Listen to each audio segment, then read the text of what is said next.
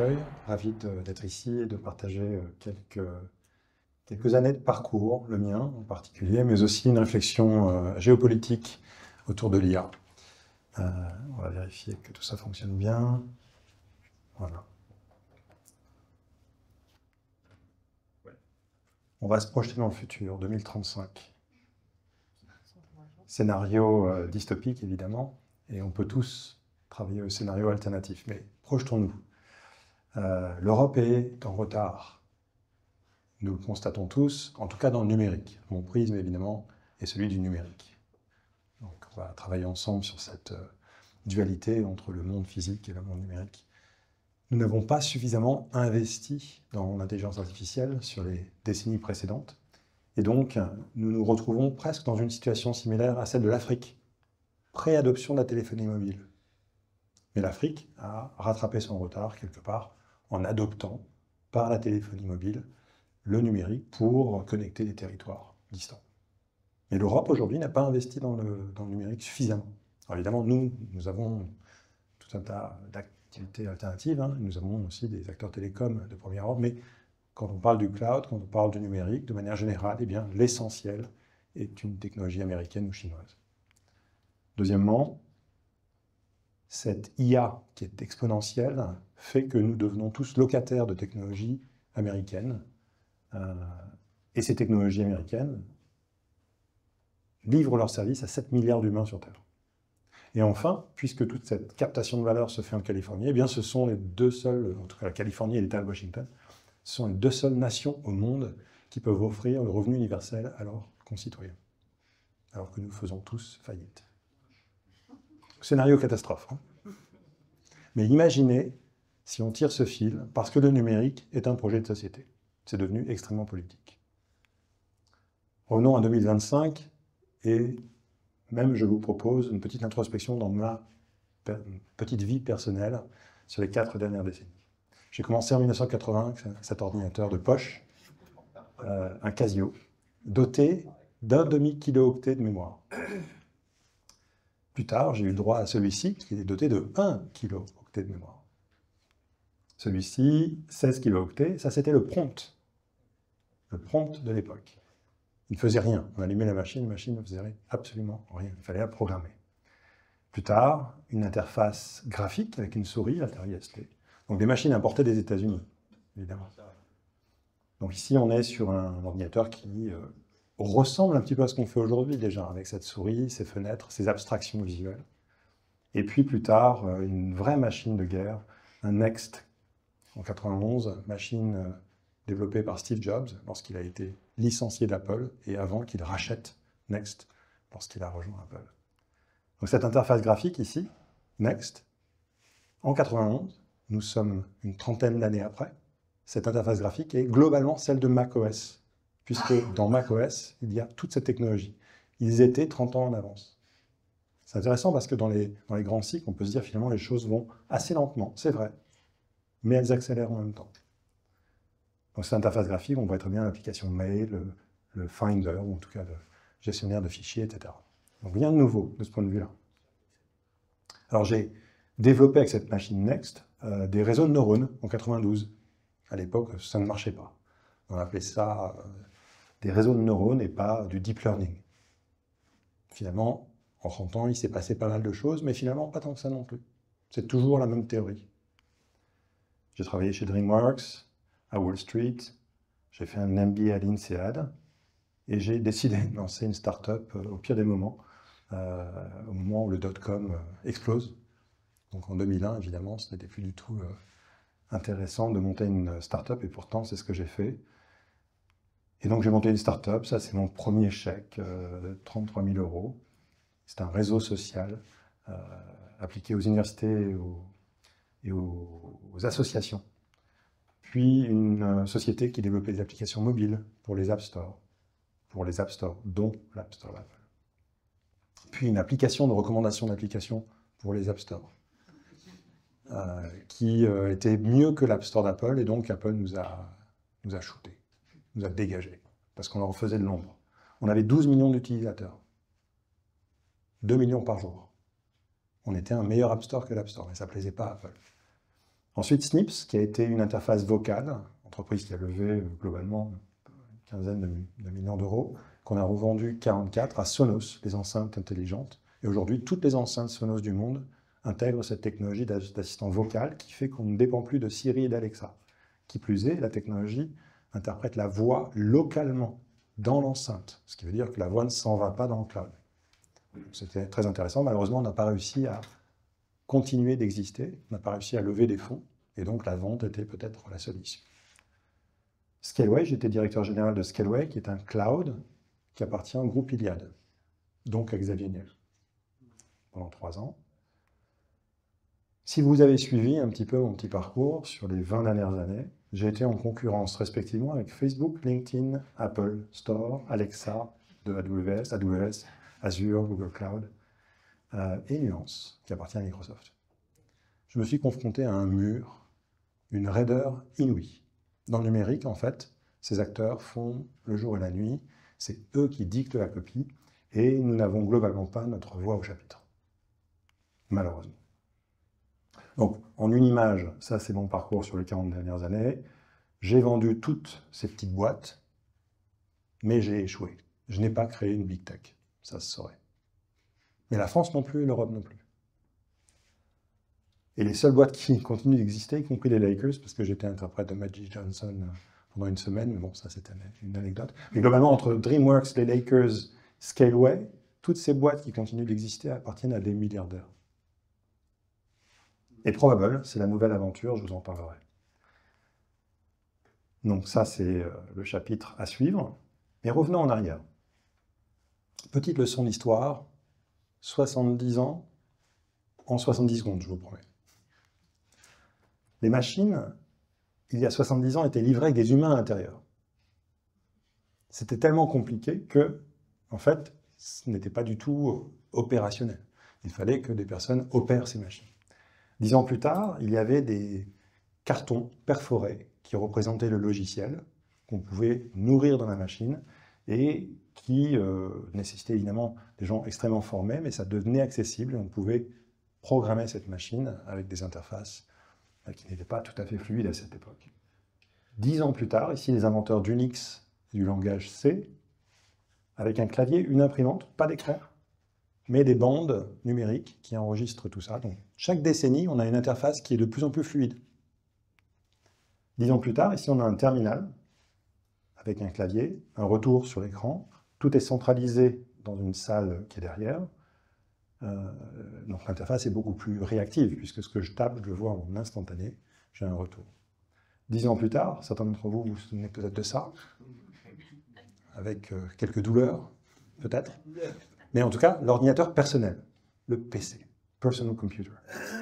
10 ans plus tard, au Palo Alto Research Center, une interface graphique, on reconnaît ici les fenêtres, la souris, qui a été une inspiration pour le Macintosh, qui a été une inspiration pour la copie, la pauvre copie de Microsoft, Windows 3.1. Donc révolution à nouveau, puisque cette interface graphique fait que nous pouvons manipuler des concepts beaucoup plus facilement, plutôt que d'avoir des instructions de commande qu'on veut mémoriser. Donc là, c'est très visuel. 10 ans plus tard, miniaturisation de tout ça. Donc toutes ces interfaces, finalement, se retrouvent plus ou moins miniaturisées. Le Palm Pilot, qui a embarqué toute une interface facile à utiliser. 10 ans plus tard, convergence. Donc facilité d'usage, tout le monde peut aisément interagir avec ces machines, avec des concepts beaucoup plus visuels, même tactiles, ce qui est une nouveauté, et évidemment dans la poche. Un navigateur qui transcende le mauvais navigateur WAP des téléphones Nokia et qui est une véritable adaptation pour le mobile. Donc si on regarde devant nous par rapport à ces 70 dernières années, on a une espèce de graphe d'accessibilité par rapport à l'espèce humaine. Je ne parle pas des moyens financiers ici, je parle de l'accessibilité d'un point de vue d'interface homme-machine. Il fallait un doctorat pour pouvoir utiliser une machine il y a 70 ans. Aujourd'hui, presque tout le monde peut avoir accès à cette machine. Ce qui est intéressant, c'est de voir que autrefois, les interfaces étaient parfaitement artificielles et aujourd'hui, elles deviennent naturelles. Donc c'est ce prisme qui fait qu'on arrive à atteindre presque 100% de la population mondiale d'un point de vue de l'usabilité, l'utilisabilité. Et plus on va vers des interfaces naturelles, et plus on utilise l'intelligence artificielle. C'est le sens de l'histoire. Cette intelligence artificielle, en fait, s'adapte à nous. Et on voit très bien avec ChatGPT que le langage naturel qui est le propre de l'espèce humaine est parfaitement maîtrisé par la machine, ce qui fait qu'on va pouvoir interagir tout naturellement. Alors c'est une opportunité, mais c'est aussi un risque. Pourquoi? Technologie exponentielle. Vous connaissez sans doute la loi de Moore, de Gordon Moore, qui était un ingénieur chez Intel, et qui disait que tous les 18 mois, il y aurait 2 fois plus de transistors dans chaque puce. Et donc ça, c'était vrai depuis les années 70. Donc on est sur une exponentielle. Tous les 18 mois, globalement, les microprocesseurs étaient 2 fois plus puissants. Sauf que on arrive aux limites nanométriques. Donc cette loi de Moore, en fait, ne tient plus. On ne va pas aller au-delà des 2-3 nanomètres. Ça ne fonctionne plus, les électrons vont se mettre à sauter de piste en piste, et donc il n'y aura plus de stabilité électronique. Cela dit, si l'on combine la loi de Moore, le big data et l'IA, on reste sur une double ou triple exponentielle. Ça reste extrêmement soutenu. Il y a d'autres manières, finalement, d'embarquer cette information, ce flux d'informations, qui est issu soit de systèmes, soit d'interactions humaines, soit d'un corpus d'informations préexistant. Et c'est le cas de ChatGPT qui a globalement, de manière assez boulimique, absorbé la totalité de la création humaine totale. Tout ce qui a été écrit et dessiné a été ingurgité. Donc appelons ça la high-tech, le numérique au sens large, qui intègre tous ces effets exponentiels. La loi de Moore, la loi de Metcalfe, qui est cette notion de réseau, le web, bien sûr, les API, l'open source, l'open data, les open weights, que sont les modèles de langage. Le problème, c'est que nous ne sommes que des humains, faits d'une matière très différente par rapport à la machine, et que nous évoluons sur une courbe relativement plate depuis des millions d'années. Moi qui baigne dans les algorithmes depuis toujours, certains d'entre vous aussi, je commence à sentir de la déchirure dans la fabrique. C'est-à-dire que, au niveau sociétal, au niveau de l'espèce aussi, tout ça va un peu trop vite. Et donc, la question se pose de savoir comment est-ce qu'on maîtrise tout ça. Comment est-ce qu'on a un projet de société d'un côté, un projet d'entreprise de l'autre, aussi un projet familial. Comment est-ce qu'on embarque nos enfants, nos petits-enfants, pour qu'ils ne soient pas happés dans cette évolution assez infernale, parce que le monde aujourd'hui, surtout en 2025, change, peut-être pour le meilleur, peut-être pour le pire. Cette technologie est un facteur d'accélération.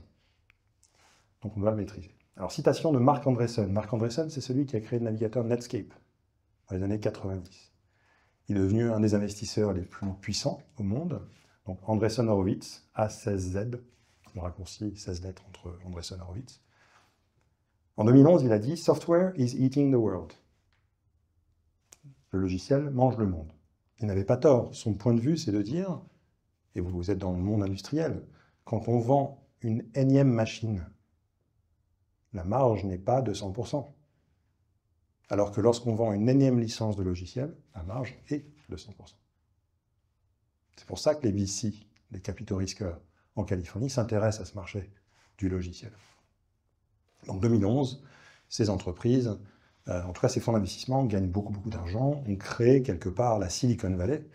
On pense que la Silicon Valley, c'est le berceau de l'innovation. Pas du tout. C'est le berceau de la finance de l'innovation. C'est bien comme ça que ça fonctionne. Alors, un peu plus tard, en 2016, Jensen Huang, qui est le CEO de NVIDIA, disait « AI is going to eat software ».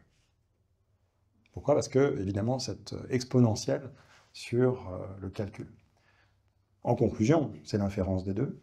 AI is going to eat the world. Alors, si vous voulez vous prêter à l'exercice avec moi aujourd'hui, dites après moi, je ne vais pas me faire bouffer par l'IA. C'est une réaction qui doit naturellement survenir. Il faut pas se laisser faire. Après tout, nous sommes une espèce bien plus vieille que l'IA, donc il faut que nous persistions. Sinon, évidemment, c'est un autre monde. En réalité, l'IA, ça doit être une boîte blanche pour vous. Il faut se dire que ces boîtes noires ne sont pas acceptables. Il faut se dire que ces boîtes à outils sont des outils et qu'ils me permettent de faire telle ou telle chose. On n'a pas besoin d'avoir un PhD aujourd'hui, justement. On n'a pas besoin. Mais on doit savoir à quoi me sert cette IA ou cette technologie d'analyse des données pour aboutir à des moteurs de recommandation, à des systèmes de détection de fraude, à de la maintenance prédictive, etc., etc. Ce sont des algorithmes. Et il y a des personnes qui peuvent nous aider à adopter ces algorithmes très spécifiquement.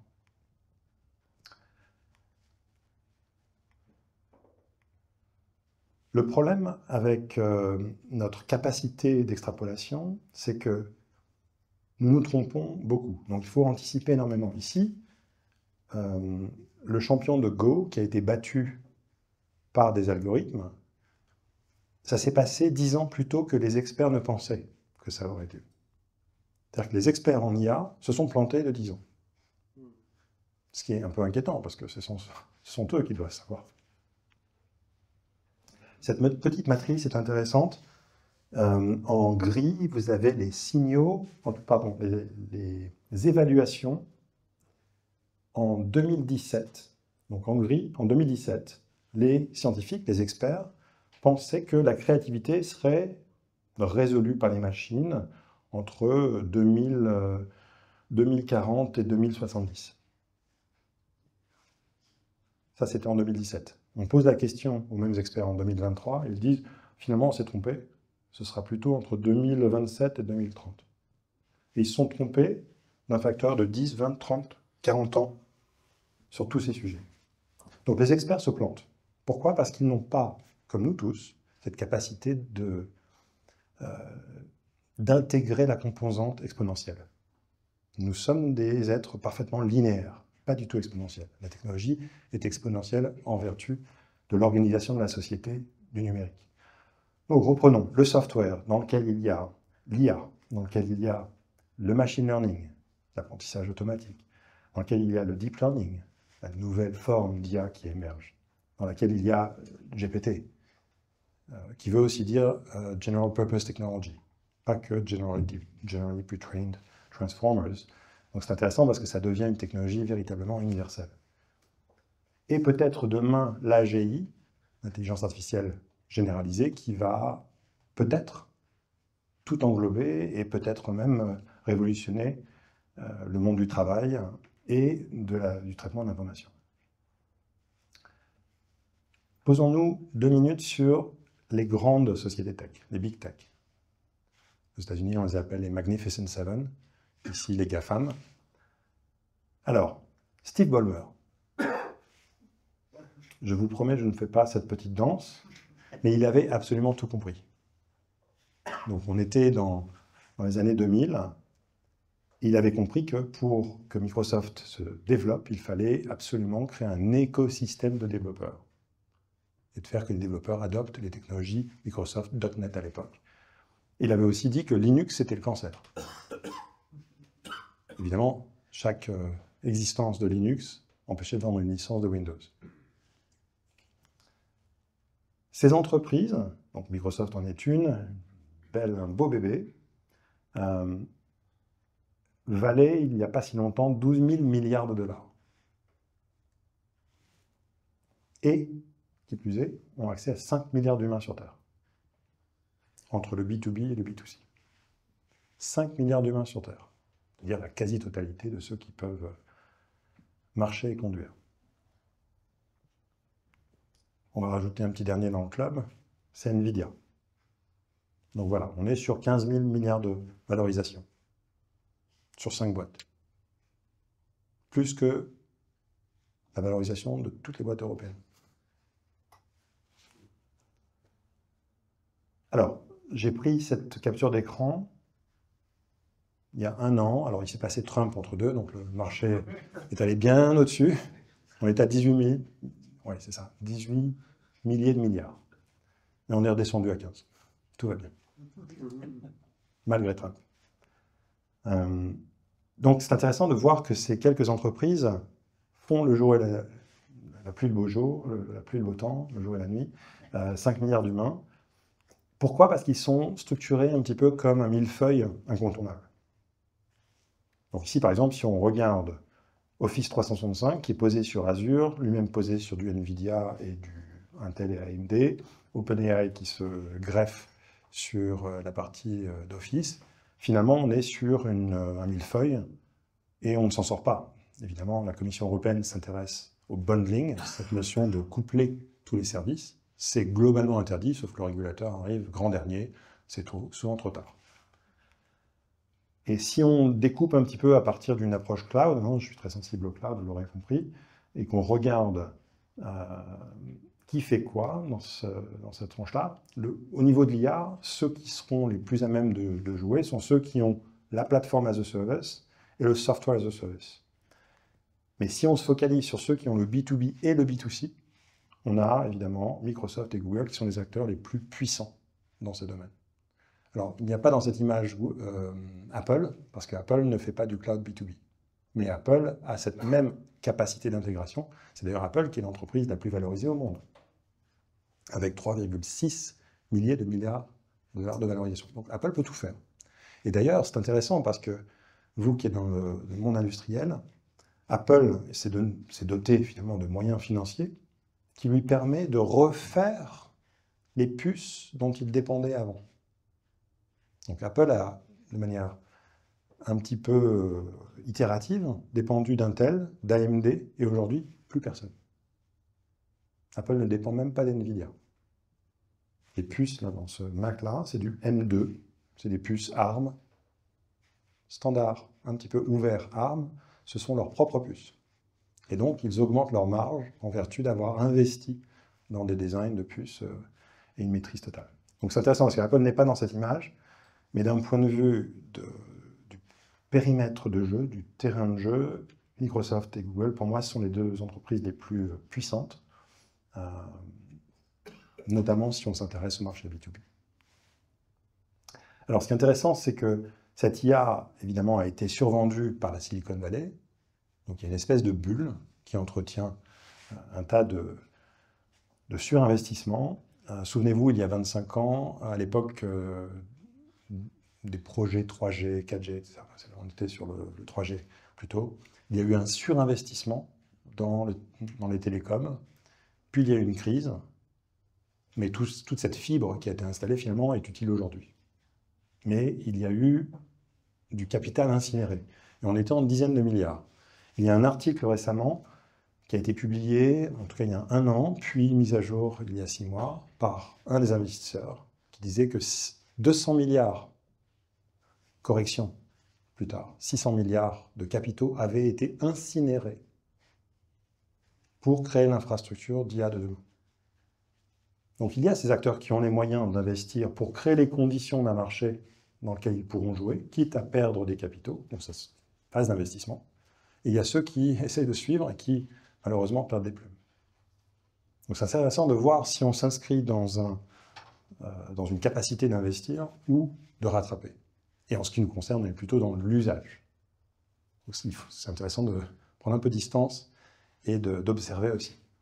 Donc, cette hype a abouti à une survalorisation d'NVIDIA qui a dépassé 2000 milliards, qui a dépassé 3000 milliards, qui est même passé devant Apple, mais plus récemment, évidemment, avec les Chinois, on en reparlera, les Chinois qui ont été plus malins et qui ont laissé faire, puis ont créé un système plus performant, moins cher, ce qui a fait chuter le marché américain de 1000 milliards de dollars en 24 heures.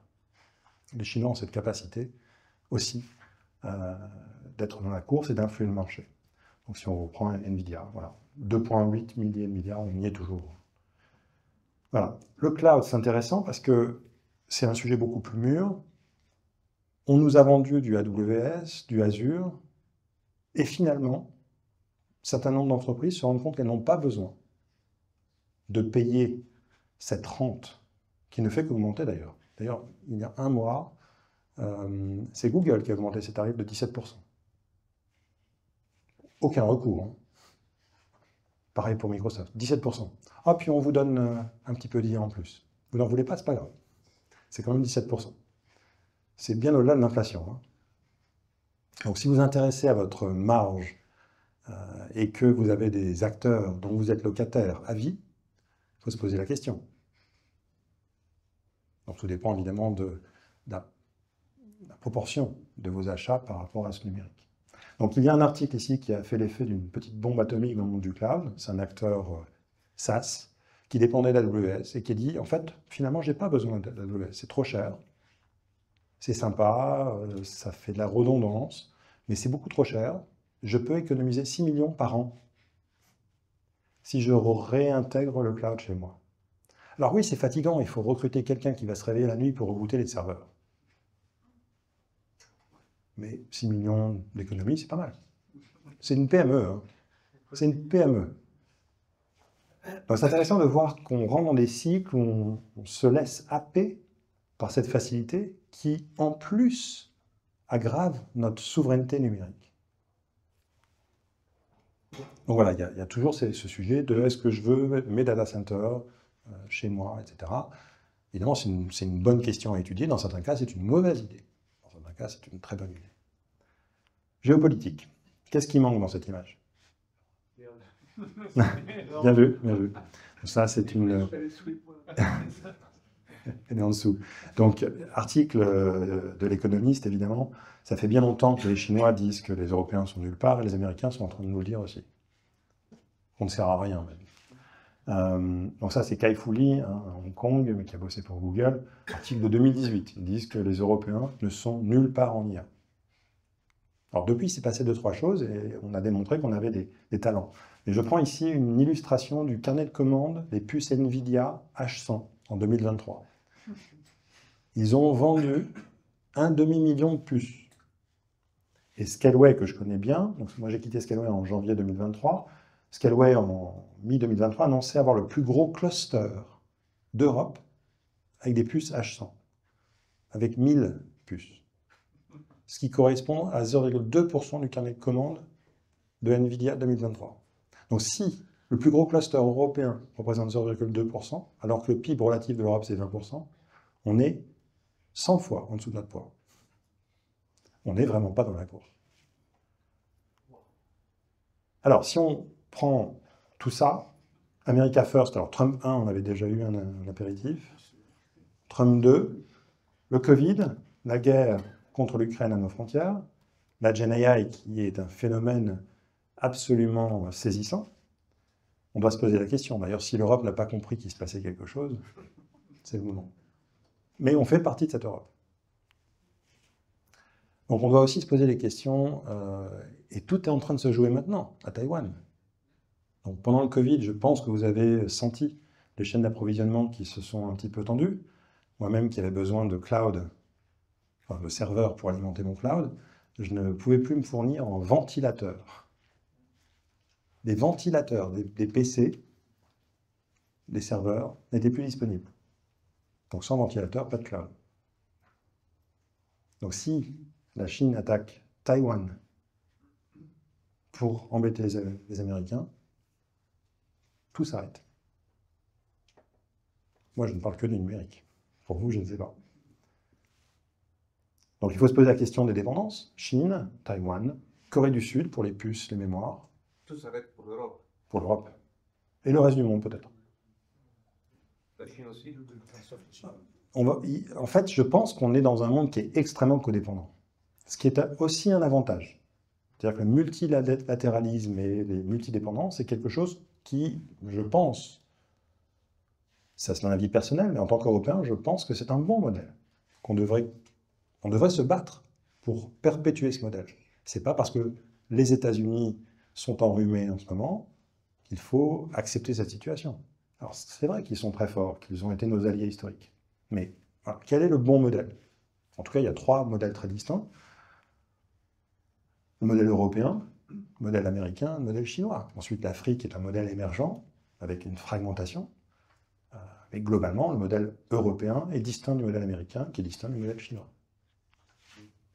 D'ailleurs, je vous le représente ici, ça c'est ma vue du monde.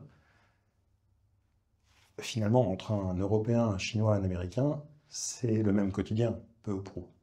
On se réveille le matin, un petit déjeuner ou pas, on travaille, on a quelques loisirs, on se repose et rebelote. L'espèce humaine est globalement normalisée aujourd'hui. Donc il y a des pays où ça va un petit peu mieux qu'ailleurs, plus de sécurité sociale, plus de sécurité de l'emploi, etc. Mais globalement, ça se vaut. Et c'est tiré entre le citoyen, les entreprises et les États. Mais si on schématise, globalement, l'Europe est un peu plus équilibrée. Je dirais que le monde est un peu tiré vers le bas, globalement, barycentré. Mais l'Europe est plus équilibrée. Moi, j'aime bien le projet européen.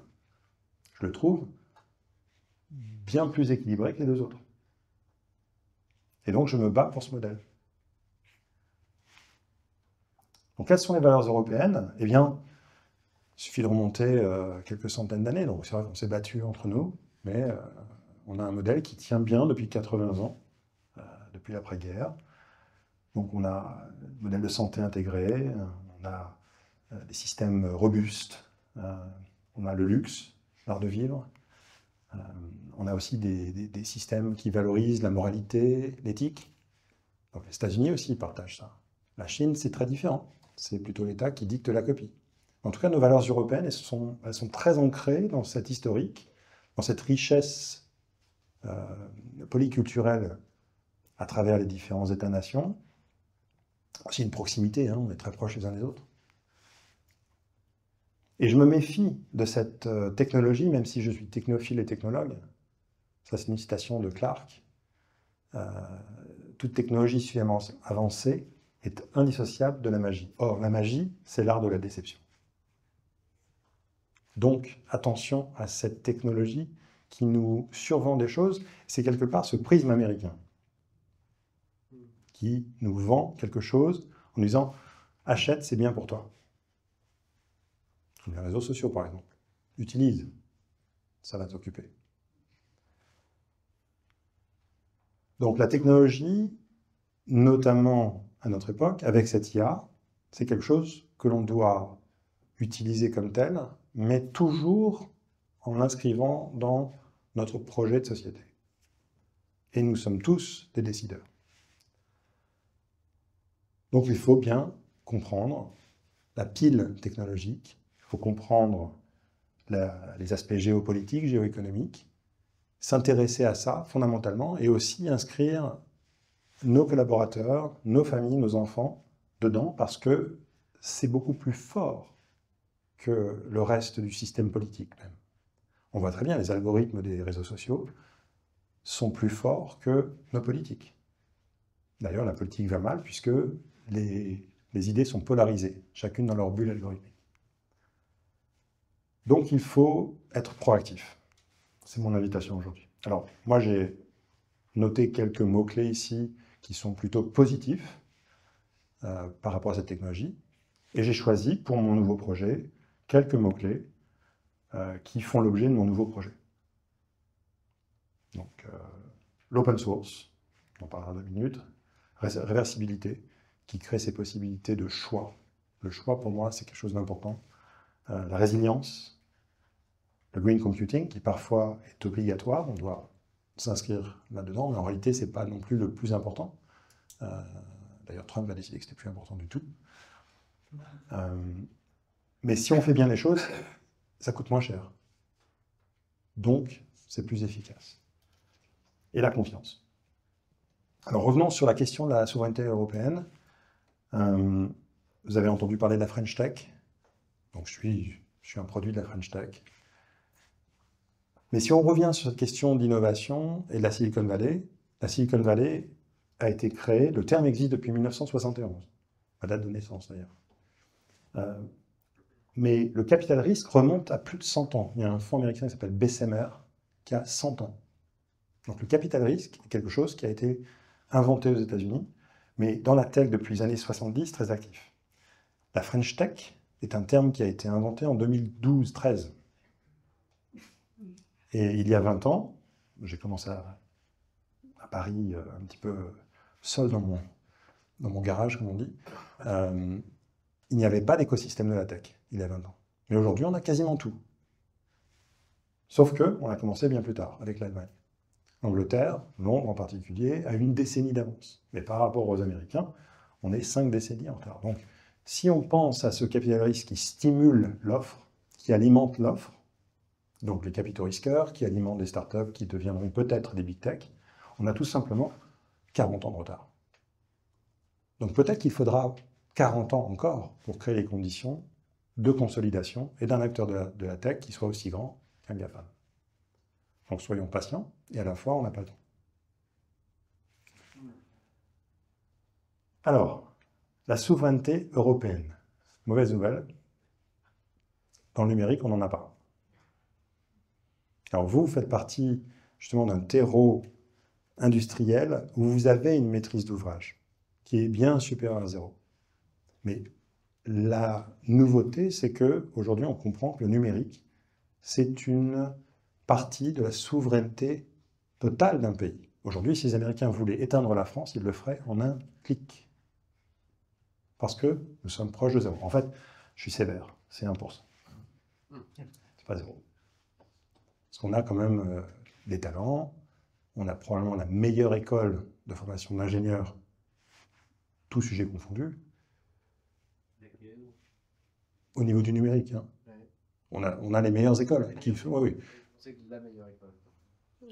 La meilleure école mutualisée. Voilà.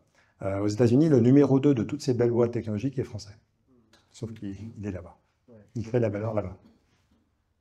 Comment est-ce que je mesure ça? Eh bien, je prends la demande endogène sur le territoire national, et le chiffre est en train d'être construit. En fait, il est en dessous de 1% malheureusement, mais il est très très bas, c'est-à-dire la quantité d'achats en euros cumulés qui correspond à de l'offre locale. Donc on n'a pas assez de fournisseurs, en tout cas la demande n'est pas orientée vers les fournisseurs n'exportent pas tant que ça non plus, donc finalement on peut mesurer sa souveraineté, elle est de 1%, et ça s'aggrave chaque année. Alors là j'ai mis deux indicateurs, 1% pour la France par rapport à sa demande, qui est de 100%. Pour l'Europe, je n'ai pas le chiffre, mais on est autour de 5%, alors que notre PIB européen est de 20%. Donc on est bien en dessous de la ligne de flottaison. Pour moi, c'est le PIB qui est intéressant. En fait, la France devrait acheter à hauteur de 3%, puisque c'est notre PIB relatif. Mais on devrait acheter à hauteur de 20% des technologies européennes. C'est ça qui crée cette résilience et cet équilibre. Et la situation s'aggrave, parce que comme on est à 1% par rapport à un PIB relatif de 3%, c'est-à-dire que chaque année, on s'enfonce. D'ailleurs, dans le cloud, en 2022, alors que le cloud est un marché en expansion, les hyperscalers américains ont capté 80% de la croissance. Ce qui veut dire qu'on s'enfonce. Alors, phénomène intéressant, qui est cette résilience humaine. Donc, ces symboles sont ceux... le symbole de gauche, c'est surtout le symbole de l'OSI, Open Source Initiative, et à droite le yin-yang, c'est-à-dire que les deux modèles existent, et c'est un modèle auquel je vous invite à réfléchir. Dans les années 70, IBM était l'acteur dominant, surdominant, dans le numérique. Et la citation, on n'a jamais été licencié pour avoir choisi IBM, se traduit aisément sur du Microsoft aujourd'hui, ou du AWS. C'est-à-dire que c'est toujours une bonne chose de choisir ces acteurs dominants parce qu'on ne sera jamais critiqué. Plutôt sécurité de l'emploi. Et ça, cette situation était insupportable pour un dénommé Richard Stallman, qui a créé la Free Software Foundation. Lui pensait que le logiciel, c'était l'équivalent de la connaissance et que tout le monde devait avoir droit à cette connaissance sous forme de code libre et gratuit. Quelque part, une réaction à ce trop plein de concentration chez IBM. Mais ça n'était pas très business compatible. Donc l'OSI, le symbole en vert, a été créé et on s'est retrouvé avec l'open source software de l'OSI, puis les doubles licences, puis les licences SSPL, etc. Donc l'open source, en fait, c'est quelque part structuré pour être compatible avec le business. Et tout ça a créé énormément d'innovations. Souvenez-vous de la citation de Steve Ballmer, dont il disait que Linux est le cancer en 2005. Devinez la proportion de Linux dans Azure aujourd'hui. 95%. Voilà, 95%. C'est-à-dire qu'il n'y a pas une big tech qui n'est pas posée sur une infrastructure invisible d'open source. l'open source, c'est de l'infrastructure. Et j'en suis arrivé à cette conclusion récemment, parce que moi je ne viens pas du libre, mais c'est aussi l'arme du challenger, parce que les big tech sont challengers d'elles-mêmes.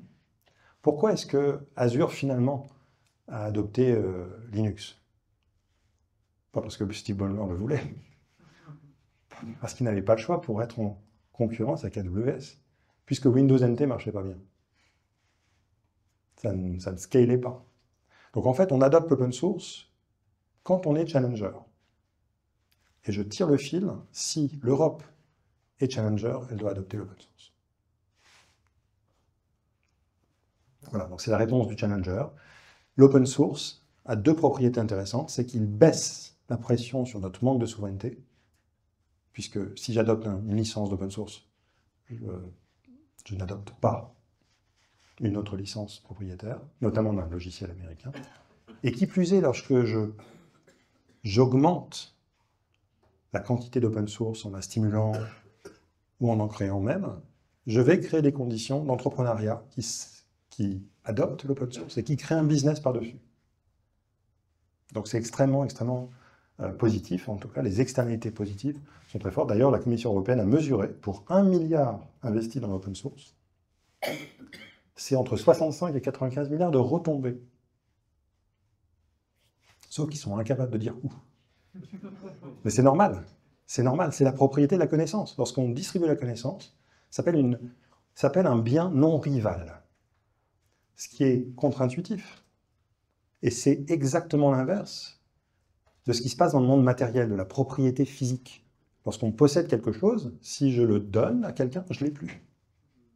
Alors que la connaissance, elle se partage, elle se multiplie et elle crée énormément de valeur, mais qu'on ne maîtrise pas.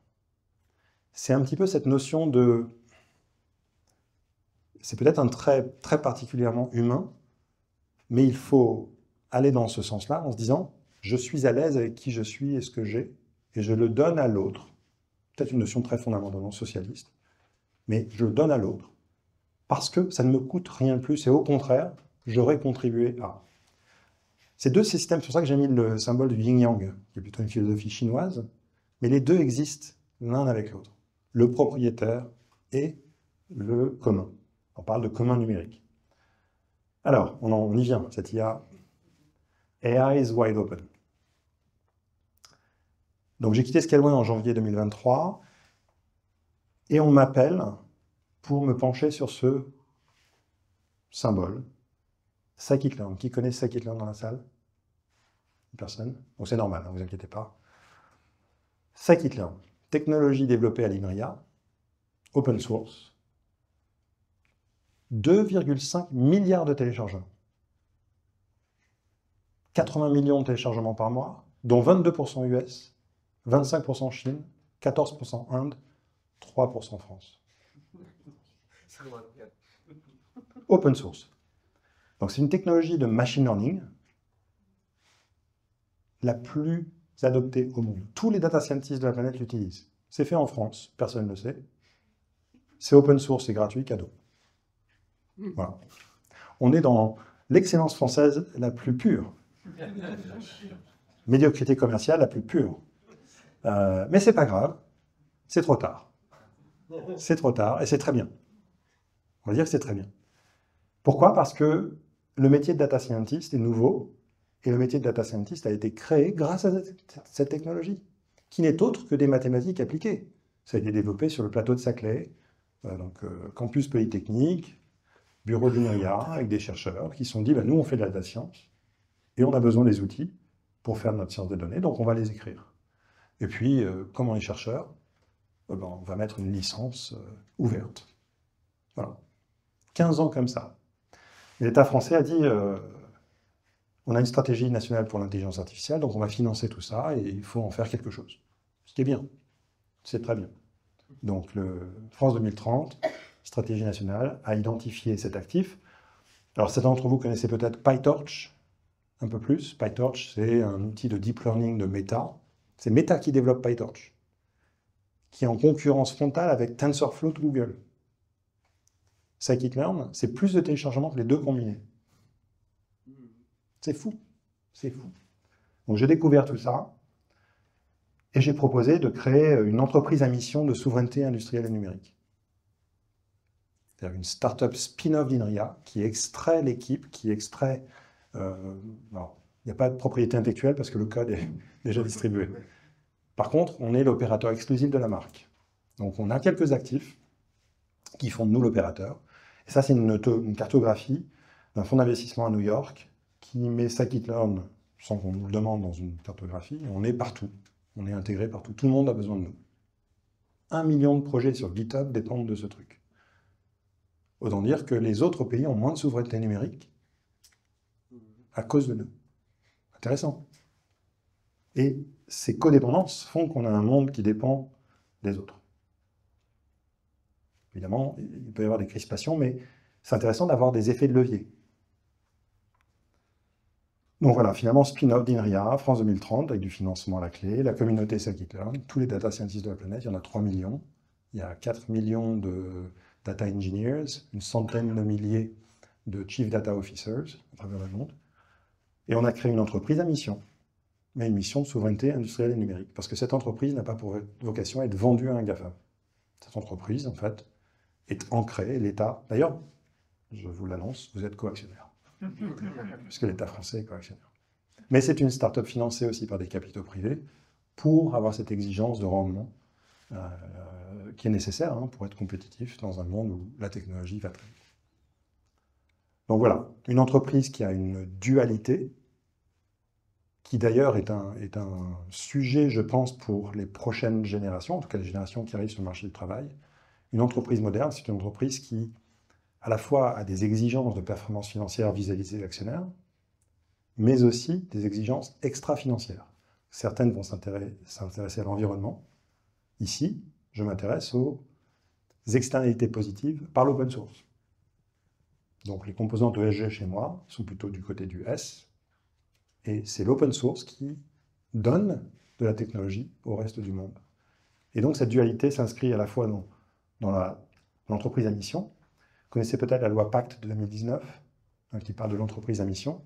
Donc ça a beaucoup été utilisé pour faire du greenwashing pour certains, d'autres pour véritablement inscrire cette dualité.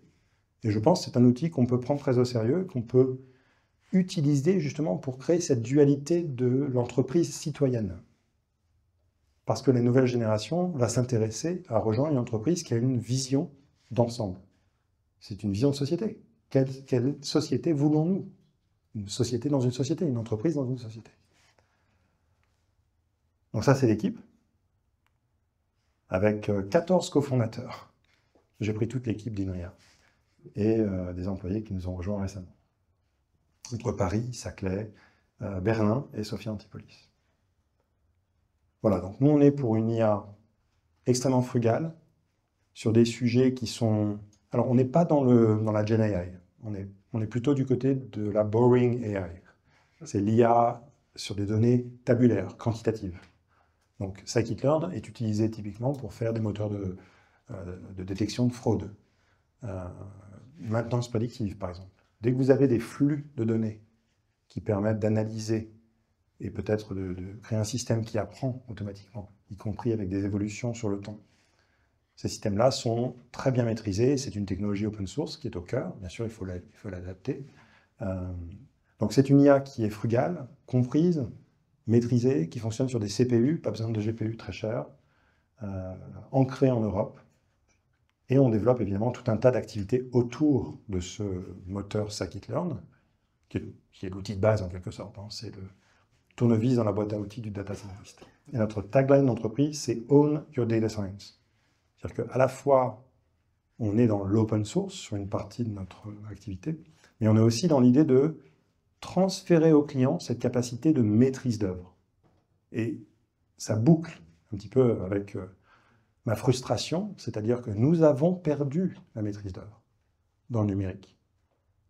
Alors que nous avons les capacités et les outils d'avoir cette maîtrise d'œuvre totale, parce que nous avons les talents, nous avons les ingénieurs, et peut-être que ce n'est pas idiot d'un point de vue risk management d'avoir moins de dépendance. D'ailleurs, les grands groupes aujourd'hui sont en train de monter sur ces sujets Alors, historiquement, évidemment, la DSI préférait Microsoft parce que ça a coché toutes les cases. Mais globalement, c'est un véritable risque. Donc, quand on est une multinationale, c'est pas idiot d'utiliser Microsoft. Mais quand on est une entreprise qui veut gérer et pouvoir subir des coûts qui sont liés à des facteurs exogènes comme la géopolitique, c'est pas idiot d'avoir des plans B. Voilà, donc en conclusion, le futur appartient à ceux qui maîtrisent leur science des données, vous l'aurez compris. Et ça va jusqu'à l'IA, évidemment, puisque l'IA n'est que une boîte à outils qui vient se poser sur vos données. Voilà, donc si ça vous intéresse, petit QR code pour nous contacter, n'hésitez pas. Merci à vous. Merci beaucoup.